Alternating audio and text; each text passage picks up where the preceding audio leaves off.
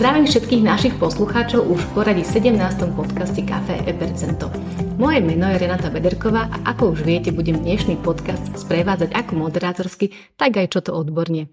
Dnešným mojím hosťom je vám, ktorí počúvate naše podcasty pravidelne, už veľmi dobre známa daňová poradkyňa Zuzana Sidorová. Zuzka, vítaj a ďakujem, že si aj dnes prijala pozvanie a prišla na kus reči.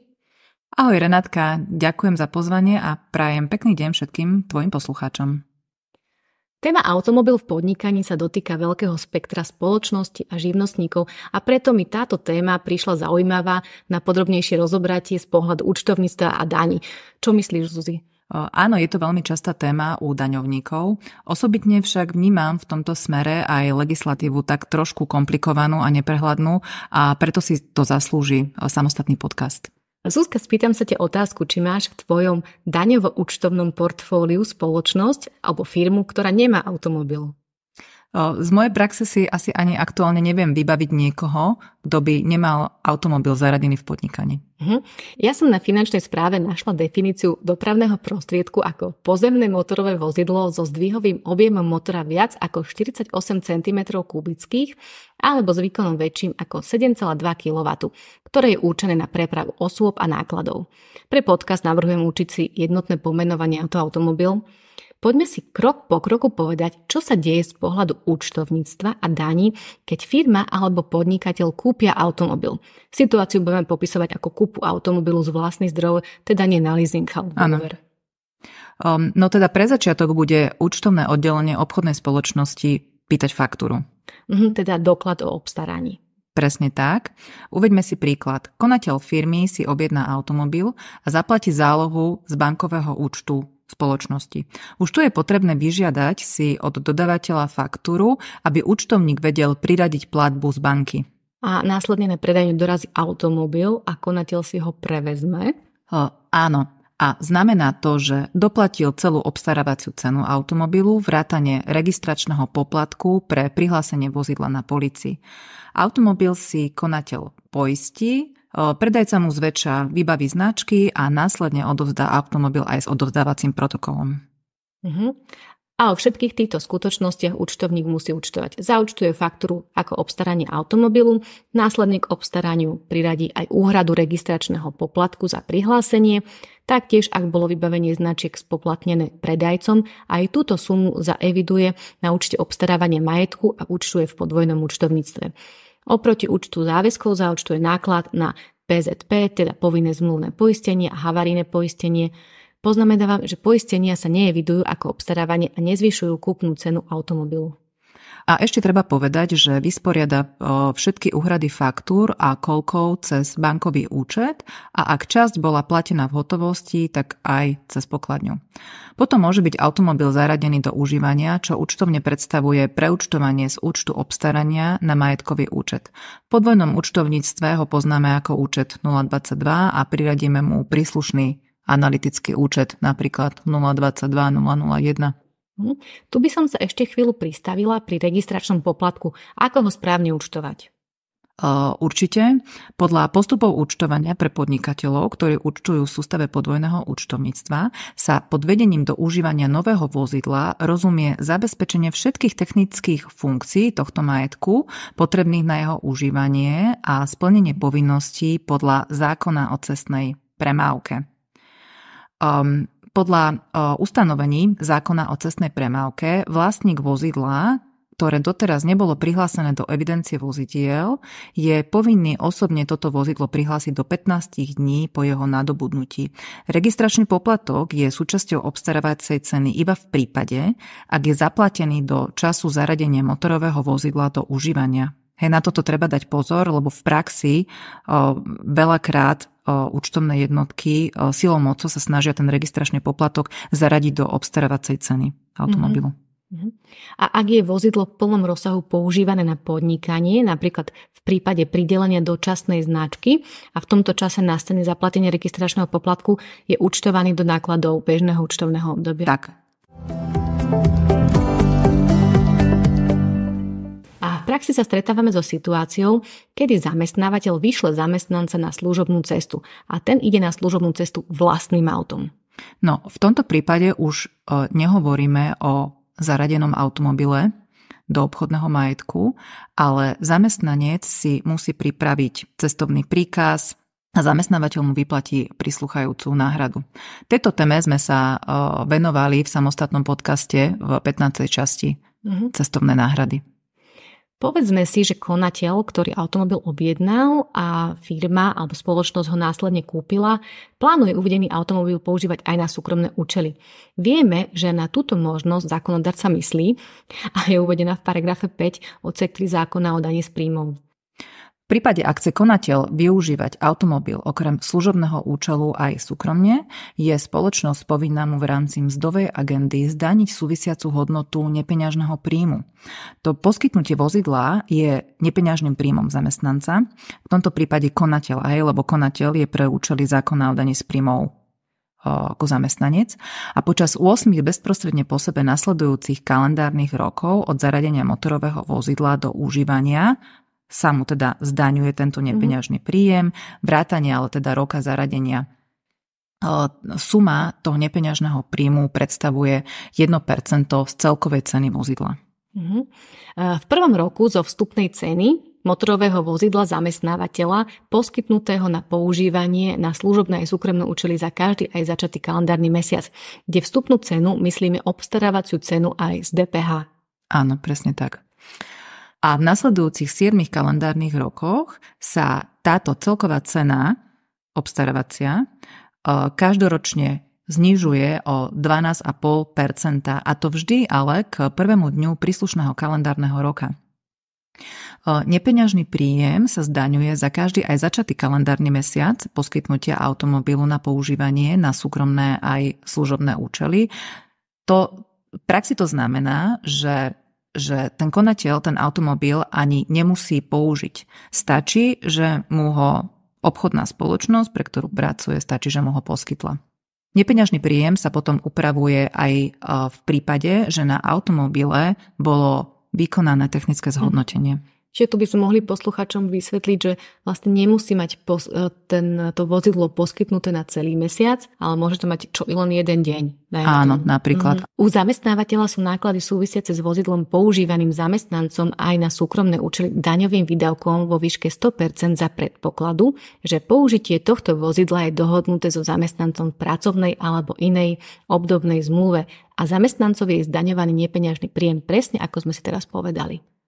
Áno, no zákon o daní z príjmov už neupravuje zdaňovanie poskytnutého automobilu aj na súkromné účely zamestnancovi po uplynutí 8-ročného obdobia. Pokiaľ neuplatňuje zdanenie použitého automobilu aj na súkromné účely, tak potom výdavky na obstaranie, technické zhodnotenie, prevádzkovanie, akékoľvek opravy a udržiavanie majetku sa uplatnia vo výške 80% paušálnych výdavkov alebo v preukazateľnej výške v závislosti od pomeru používania tohto majetku na zabezpečenie zdaniteľného príjmu. Spomenula som, že na využívaní služobného vozidla je potrebné, aby boli zamestnávateľ so zamestnancom dohodnutí písomne. A v zmluve je dobre si dohodnúť typ vozidla, evidentné číslo vozidla, povinnú výbavu vozidla, vstupnú cenu, druh pohonných látok, dátum zaradenia vozidla, finančné podmienky, číslo vodičského preukazu zamestnanca, povinnosti zamestnanca a povinnosti zamestnávateľa. Tak, určite to treba detailne dohodnúť. Firmy inštitút používania služobného vozidla na súkromné účely vnímajú ako benefit pre svojich zamestnancov. Vieme, aká je dnešná situácia na trhu práce. No a zamestnanec si tým pádom nemusí kupovať vlastné auto, nemusí platiť, nemusí znašať výdavky na servis automobilu, výmenu zimných pneumatik za letné, havarijné alebo povinné zmluvné poistenie. Na čo však netreba zabudnúť, okrem toho teda, čo sme tu už spomenuli, tak treba dať pozor aj na výdavky na pohonné hmoty, akým spôsobom ich posudzovať z pohľadu dane z príjmov právnickej osoby, z pohľadu prípadne ďalšieho benefitu pre zamestnanca a v neposlednom rade je tu veľmi dôležitý aj aspekt DPH. Ale som sa stretla v praxi s tým, že nie všetci si to uvedomujú, že v prípade, neviem, ak je 80-20, čo si budeme hovoriť neskôr, takže aj v tomto prípade treba tú DPH vlastne krátiť. Čiže tomu nedaňovému výdavku k tým 20% sa takisto aj tá DPH je nedaňová, ale nie všetci to teda takto robia. A aj v našom systéme e-percento sme mysleli na výpočet sumy vo výške 1% z obstarávacej ceny a tento plne automatizovaný formulár nájdete v module mzdy spolu s mnohými ďalšími formulármi. Tak neváhajte a klikajte na www.epercento.sk. Dobre, to bola moja reklamná súka. Áno. Teda vozidlo máme v účtovníctve, používame ho a z času na čas sa stane, že je potrebná oprava vozidla. Oprava v účtovníctve je považovaná za náklad, ale treba si dať pozor a nezamieňať technické zhodnotenie a opravu vozidla. Opravou vozidla rozumieme napríklad výmenu akejkoľvek poškodenej alebo opotrebovanej časti automobilu bez zmeny technických parametrov, ako je motor, karoséria, sklo, pneumatiky, svetla. Čiže opravou sa odstraňuje čiastočné fyzické opotrebovanie alebo poškodenie za účelom uvedenia do predchádzajúceho alebo prevádzky schopného stavu a uvedením do prevádzky schopného stavu sa rozumie vykonanie opravy aj s použitím iných než pôvodných materiálov, čiže náhradných dielov, súčastí alebo technológií, ak nedôjde k zmene technických parametrov alebo zvýšeniu výkonnosti majetku a ani k zmene účelu použitia. No a technickým zhodnotením majetku v prípade automobilu je rekonštrukcia a modernizácia, ktorá prevyšuje pri jednotlivom hmotnom majetku sumu 1700 eur, ale pozor celkom za zdaňovacie obdobie. V tomto prípade sa takéto výdavky odpisujú ako súčasť vstupnej ceny, zvýšenej vstupnej ceny alebo zvýšenej zostatkovej ceny hmotného majetku a nehmotného majetku, teda v závislosti od toho, akým spôsobom pre daňové účely sa ten automobil odpisuje. Pod technickým zhodnotením automobilu si môžeme predstaviť napríklad aj montáž klimatizácie alebo montáž elektrického ovládača okien, prípadne montáž diaľkového ovládania na centrálne zamykanie.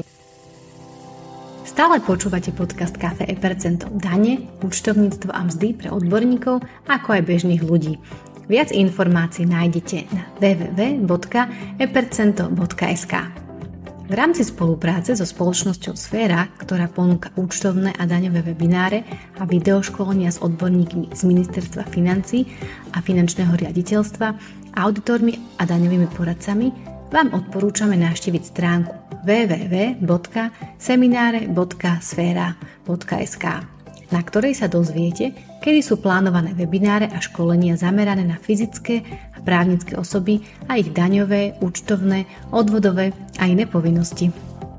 A Zuzka spomínala si odpisy. Poďme si o nich povedať viacej. No, odpisy vyjadrujú opotrebenie majetku a to znamená teda trvalé zníženie hodnoty majetku v peňažnom vyjadrení za určité časové obdobie. Daňovník je povinný zaradiť hmotný majetok do jednej z odpisových skupín podľa prílohy číslo 1 zákona o daní z príjmov. Dnes sa rozprávame o automobiloch a automobily patria buď do odpisovej skupiny 0 s dobou odpisovania 2 roky, to sú teda elektromobily, alebo potom ich zaraďujeme do odpisovej skupiny 1 s dobou odpisovania 4 roky ako ostatné automobily. A pri tých automobiloch treba dať pozor, že či ide o hybrid alebo či ide o plne elektrický automobil, aby správne sa ten majetok zaradil do daňovej odpisovej skupiny. No, to je vlastne tá výhoda, že tie elektromobily sa odpíšu o 2 roky vlastne skôr. Áno. A v minulosti sme mali aj inú výhodu pri daňových odpisoch, ak si pamätáš, že uvediem teda príklad, že automobil bol zakúpený a dodaný v mesiaci december, čiže na konci roka, a spoločnosť mohla uplatniť celoročný daňový odpis, pritom účtovný odpis bol iba 1 mesiac, ale základ dane bolo možné znížiť o 1/4 z tej obstarávacej ceny. Táto výhoda sa však už zrušila, tým, že daňový odpis aktuálne posudzujeme na kalendárne mesiace a to počnúť s mesiacom obstarania. Áno, tak je to už niekoľko rokov, žiaľ. No. No a aktuálne, ak si teda obchodná spoločnosť zakúpi automobil v mesiaci december, zaúčtuje účtovný odpis za teda ten 1 mesiac, ale súčasne aj základ dane v tom príslušnom zdaňovacom období zníži iba vo výške 1/12 z obstarávacej ceny. Túto výhodu využívali daňovníci aj v prípade leasingu na 3 roky. No a daňový odpis vykázali spoločnosti za 3 roky, čím sa výrazne znížil základ dane. No, ako sme už teda povedali, žiaľ, toto je už minulosťou. Áno, takisto aj budovy sa v minulosti na leasing dali skrátiť z 20-ročnej doby odpisovania iba na 12, čo dnes tiež už nie je možné. Ale pri automobiloch máme ešte jedno ohraničenie, a to vstupná cena. Áno, vstupná cena je veľmi dôležitá pre limit daňového odpisu. Pri úprave základu dane v prípade obchodnej spoločnosti pracujeme s paragrafom 17 zákona o dani z príjmov a tieto ustanovenia paragrafu 17 nám limitujú daňový odpis v prípade, že obstarávacia cena osobného automobilu je vyššia ako 48 000 eur. No a teraz ako nám limitujú? A v prípade teda, že obstarávacia cena tohto automobilu je vyššia ako 48 000 eur, tak daňovník si môže uplatniť celoročný odpis iba v prípade, ak teda jeho základ dane je vyšší ako 12 000 eur. Čiže napríklad, poďme si uviesť príklad, aby sme teda poslucháčov dostali do obrazu. Čiže spoločnosť v januári 2023 obstarala osobný automobil v hodnote 70 000 eur. Čiže viac ako 38. Automobil je zaradený v prvej odpisovej skupine, čiže odpisuje sa 4 roky. Ako bude spoločnosť upravovať základ dane, ak v roku alebo za rok 2023 jej základ dane bude vo výške iba 5 000 eur? No, v roku 2023 dosiahla spoločnosť nižší základ dane, ako je tých 12 000, čiže dosiahla tých 5 000 eur. A v tomto prípade je obchodná spoločnosť povinná upraviť základ dane o rozdiel medzi skutočne uplatnenými odpismi, čiže ak sme to vypočítali 17 500, a odpismi vypočítanými z limitovanej vstupnej ceny, teda 12 000. Základ dane sa potom zvýši o sumu 5500 eur, hej? Čiže ten rozdiel 17 500 minus 12 000. Hej. A nadviažem na tento istý príklad, čiže sme kúpili v januári 23 automobil osobný vo výške 70 000 eur, ale spoločnosť v roku 2023 dosiahne základ dane vo výške 14 000 eur. V roku 2023 spoločnosť dosiahla vyšší základ dane, čiže 14 000 eur oproti tomu limitu zákonnému 12 000 eur. Dobre sa im darilo. Áno. V tomto zdaňovacom období teda spoločnosť nebude upravovať základ dane a súčasťou základu dane bude odpis v celkovej tej ročnej výške 17 500, čiže 1/4 zo 70 000 eur. A teraz prejdeme k tomu, že spoločnosti majú zväčša viac automobilov. A ako to bude v prípade, ak má spoločnosť automobil v obstarávacej cene 70 000 eur a druhý v obstarávacej cene 50 000 eur a v roku 2023 dosiahne základ dane vo výške 14 000? No, tu už máme akoby násobok automobilov, čiže musíme dosiahnuť veľmi zjednodušene aj násobok základu dane. Čiže ak má spoločnosť 2 automobily s vyššou obstarávacou hodnotou ako 48 000 eur, aby si uplatnila celoročný daňový odpis za obidva automobily, musí dosiahnuť minimálne dvojnásobok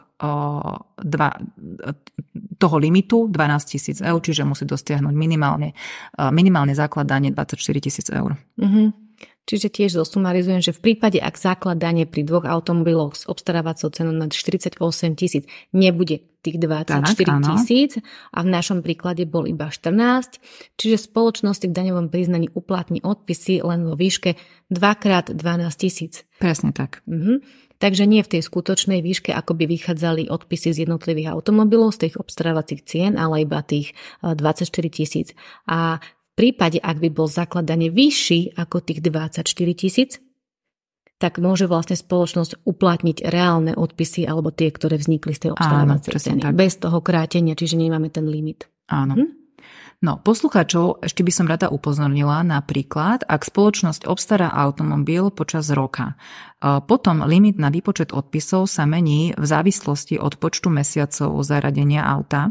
No, uveďme si napríklad situáciu, kedy automobil je zaradený v mesiaci marec, tak potom výpočet limitovaných odpisov bude ako podiel 48 000 a 4 4/12, hej, krát teda tých 10 mesiacov od marca do decembra, kedy reálne ten automobil bol používaný v podnikaní. Čiže vlastne tých 48 000 vydelíme počtom doby odpisovania, čiže 4 roky, následne vydelíme počtom mesiacom v kalendárnom roku a vynásobíme počtom mesiacov zaradenia majetku. Hej, čiže u nás by to bolo tých 10 000 pre daný kalendárny rok.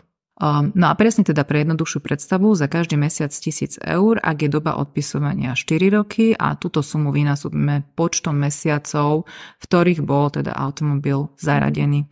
V našom prípade to bolo 10 mesiacov a preto je daňový odpis 10 000, v prípade teda základu daňu nižšieho, ako sme si už uvádzali pri jednom automobile, ako 12 000. Tak na to, aby nám automobil slúžil na podnikanie, ako chceme alebo vyžadujeme, potrebujeme tankovať pohonné hmoty. Čiže benzín, naftu, plyn alebo elektrickú energiu. A zákon pozná 3 spôsoby uplatňovania nákladov na spotrebované pohonné hmoty. A mohli by sme ich poslucháčom teda priblížiť, nakoľko je to veľmi častá a ďalšia otázka, a to konkrétne ohľadom uplatňovania výdavku na pohonné hmoty od jednotlivých klientov. Tak áno, to auto nechodí na vodu. Jak škoda, že? No, prvý spôsob je uplatňovanie výdavkov na spotrebované pohonné hmoty podľa cien platných v čase ich nákupu a prepočítané podľa spotreby uvedenej v technickom preukaze alebo teda v inom doklade, ale najčastejšie sa teda v praxi stretávame s tým technickým preukazom. No a daňovými výdavkami sú v tomto prípade výdavky alebo teda náklady na spotrebované pohonné hmoty podľa cien platných v čase ich nákupu prepočítané podľa spotreby uvedenej v osvedčení o evidencii, teda v technickom preukaze. A ak táto spotreba v osvedčení o evidencii alebo v technickom preukaze sa nezhoduje so skutočnou spotrebou pohonných látok alebo sa tam neuvádza, vychádza sa zo spotreby preukázanej dokladom vydaným osobou, ktorej bolo udelené oprávnenie autorizácie podľa osobitného predpisu alebo doplňujúcimi údajmi výrobcu alebo predajcu, preukazujúce inú spotrebu pohonných látok. Pripomínam, že tento spôsob uplatňovania výdavkov do nákladov udáva povinnosť viesť evidenciu alebo teda hovorovú knihu jazd, ako poznáme bežne. No, ďalší spôsob je uplatňovanie výdavkov na základe dokladov o nákupe pohonných látok, najviac do výšky vykazanej z prístrojov satelitného systému sledovania prevádzky vozidiel. No, daňovník môže uplatniť výdavky na základe dokladov o nákupe pohonných látok, najviac do výšky spotreby vykazanej z prístrojov satelitného systému, hej, teda toho známeho GPS-ka, praxi. No a pri tomto spôsobe nedochádza k prepočítavaniu spotreby podľa technického preukazu alebo osvedčenia o evidencii. A pri tomto druhom spôsobe uplatňovania výdavku nie je potrebné už viesť knihu jazd, nakoľko satelitné zariadenie, ktoré vozidlo sleduje, presne zaznamenáva evidenciu týchto konkrétnych jazd. V tomto prípade si spoločnosť uvedie ako daňový výdavok nákup na spotrebované pohonné hmoty.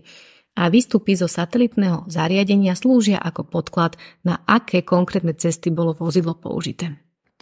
No a tretí spôsob, ktorý nám teda udáva zákon o daní z príjmov, je uplatňovanie výdavkov vo forme paušálnych výdavkov do výšky 80% z celkového preukázateľného nákupu pohonných látok za príslušné zdaňovacie obdobie. Tuto by som povedala, že ja sa s ním stretávam asi najčastejšie, neviem ako ty, lebo je to také najpraktickejšie. Áno, je to... menšie firmy, možno tie väčšie, majú radšej to satelitné, kde vedia, kde sa tí zamestnanci pohybujú, ale teda toto je asi také za mňa najčastejšie.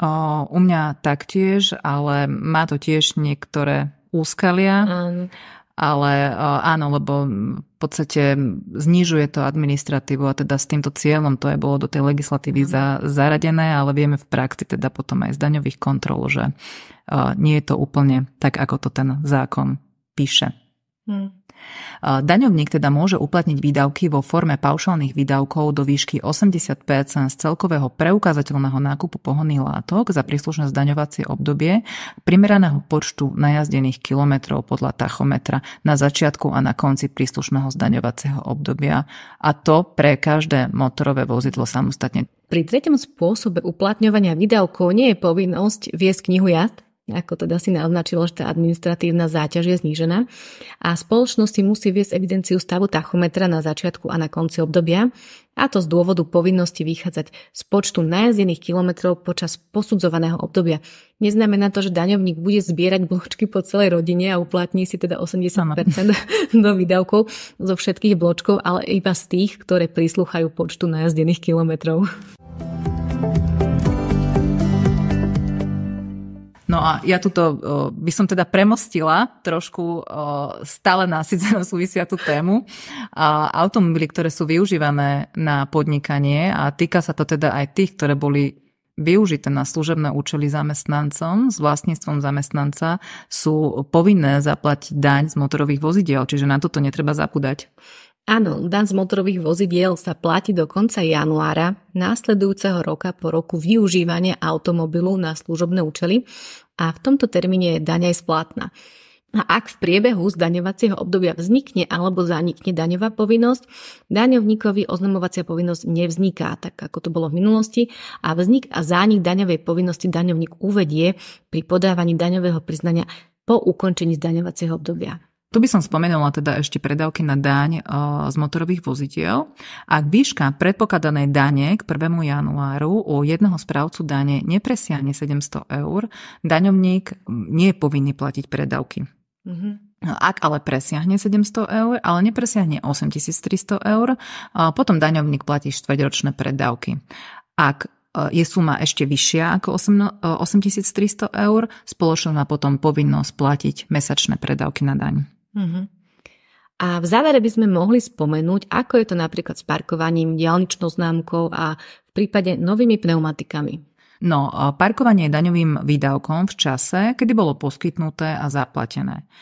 Ak sa máme baviť o diaľničnej známke, tá je zväčša teda ročná a tiež daňovým výdavkom v čase, s ktorým vecne a časovo súvisí.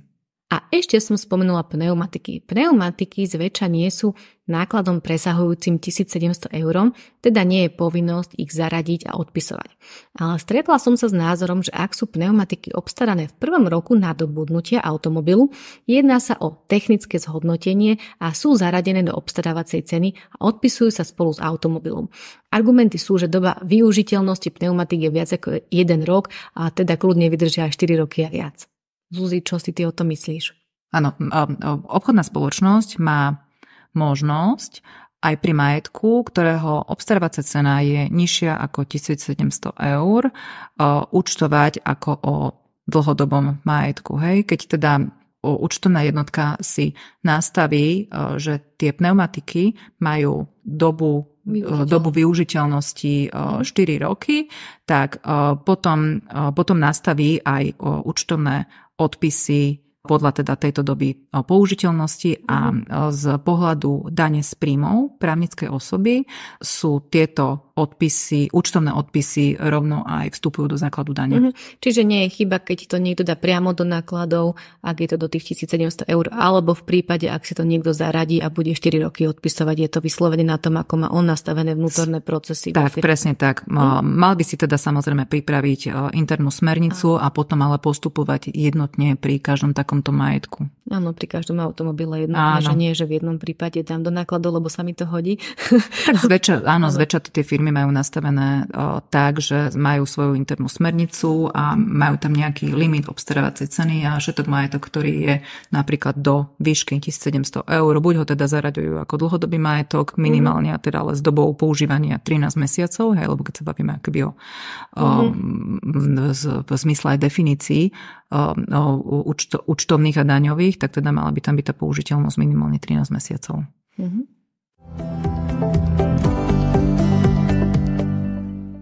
No, automobil v podnikaní. Myslím, že tému sme obsiahli naozaj zo širokého spektra. Snažili sme sa to aj z toho účtovného, aj z daňového, aj tam spomenúť viacero daní. A že teda ten život automobilu v spoločnosti sme tým poslucháčom priblížili čo najbližšie. A Zuzka, veľmi pekne ti ďakujem za rozhovor a teším sa aj na budúce. Renátka, ďakujem veľmi pekne za pozvanie a rada prídem, keď ma znovu pozveš. A tento podcast pripravujeme ako podporu k systému e-percento. Ide o praktickú unikátnu pomôcku pre firmy a účtovníkov, ktorá obsahuje samostatnú časť dochádzkový systém a samostatnú časť vo forme automatizovaných formulárov, ktoré pomáhajú hlavne účtovníkom pri ich náročnej práci. Viac informácií nájdete na www.epercento.sk. A od mikrofónu zdraví Renáta Bederková.